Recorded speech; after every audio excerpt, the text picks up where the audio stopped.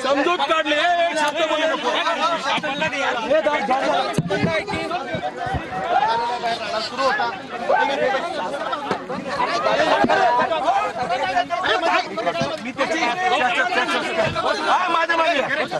समजूत काढली काय सांगितलं त्यांना सांगितलं पक्ष चांगल्या ठिकाणी त्यांना न्याय देणार आहे चांगल्या ठिकाणी हो नाही नाही मी हे बघा कार्यकर्ते असतात अनावर पक्ष एकाच वेळेस सगळ्यांना संधी देऊ शकत नाही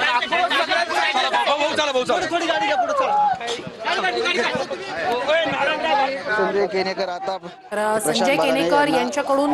भदाणे पाटील यांची समजूत काढण्याचा प्रयत्न केला जातोय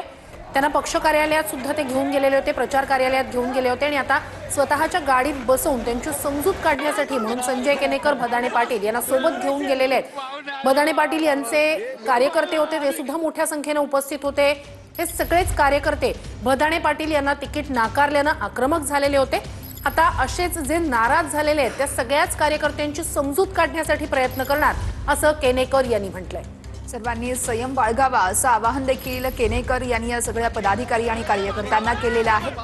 नाराजांची समजूत काढण्याचा संजय केनेकर यांचा हा प्रयत्न आहे भदाणे यांना पक्ष दुसऱ्या ठिकाणी न्याय देईल असं केनेकर यांनी स्पष्टही केलेलं आहे तर पक्ष एकाच वेळी सगळ्यांनाच न्याय देऊ शकत नाही हे सगळेच निष्ठावान कार्यकर्ते आहेत त्यांना त्यांचा संताप त्यांचं हे सगळंच अशा प्रकारे त्यांचं भावना अनावर होणं हे साहजिक आहे मात्र योग्य वेळी योग्य पद्धतीनं या सगळ्याच कार्यकर्त्यांना न्याय देण्याचा पक्ष नेहमीच प्रयत्न करत राहील आम्ही त्यांना न्याय देऊ संयम बाळगणं हे आपलं काम आहे असं केनेकर यांनी म्हटलंय आणि संजय केनेकर यांनी स्वतः त्यांच्या गाडीमध्ये हे नाराज जे कार्यकर्ते आहेत त्यांना ते घेऊन गेलेले आहेत त्यांना उपचाराची गरज आहे असं देखील सांगण्यात आलं होतं कार्यकर्त्यांची समजूत काढण्यासाठी आपण प्रयत्न करणार जे नाराज कार्यकर्ते आहेत त्यांच्या घरी जाऊन आपण त्यांची भेट घेणार असं देखील केनेकरांनी स्पष्ट केलं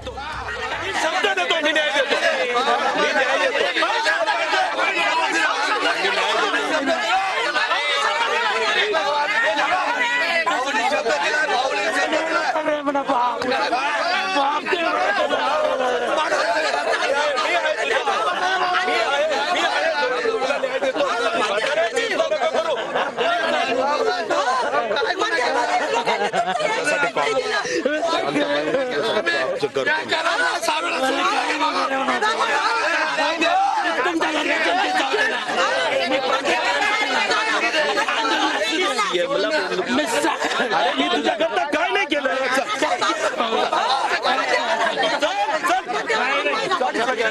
शब्द द्या भाऊ मी शब्द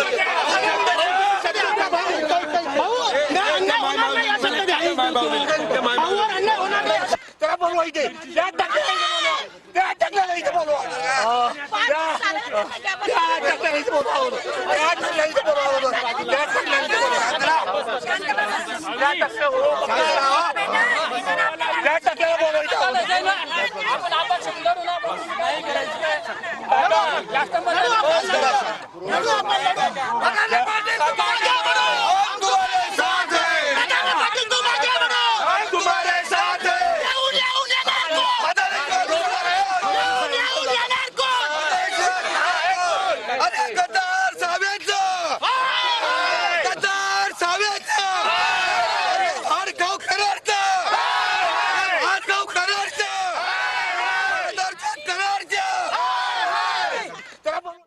राडा तर होणारच आहे कारण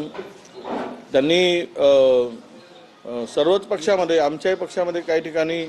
उपरी लोक घेतल्याची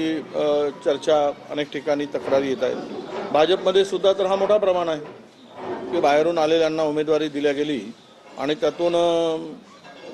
निष्ठावंतांना डावलल्याची चर्चा जोरात आहे आणि त्यातून झालेला हा उद्रेक आहे खरं तर भारतीय जनता पक्ष हे वापरून घेऊन त्यांचा वापरा आणि फेका असं त्यांचं धोरण आहे त्यामुळे आक्रोश जो संभाजीनगरमध्ये दिसतो आहे ते पक्ष निष्ठा सोडून पक्षातून बाहेर आलेल्या लोकांना भारतीय जनता पक्ष आता काँग्रेसची स्थिती जी होती पूर्वी ती आता भाजपची आहे असं म्हणायला हरकत नाही भागवत कराड यांना इथे भाजपच्या नाराज कार्यकर्त्यांनी घेरलेलं आहे प्रचंड नाराजी पक्षावर व्यक्त केली जात आहे संभाजीनगरमध्ये नाही, आता संभाजीनगरमध्ये आघाडी होईल आता त्यांची युती होईल असं संकेत होते, पण कालपासून जे वातावरण निर्माण झालं आणि वेगवेगळे लढण्याचा निर्णय घेतला त्यामुळे कार्यकर्त्यामध्ये स्वाभाविक जागा देण्यासाठी स्कोप होता,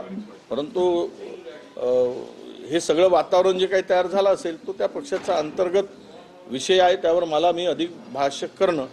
मला चुकीचं वाटतं. पण एक नक्की आहे की काँग्रेस आम्ही जे लढतो ते वैचारिक दृष्टिकोनातून लढतो.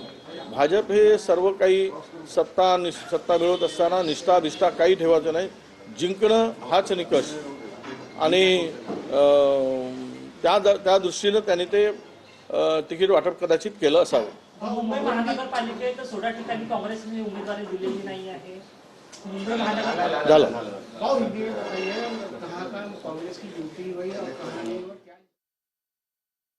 तर नाराजांची समजूत काढण्याचा संजय केनेकरांकडून सध्या प्रयत्न सुरू आहे. वडेट्टीवार यांनी देखील यावर प्रतिक्रिया दिलेली आहे.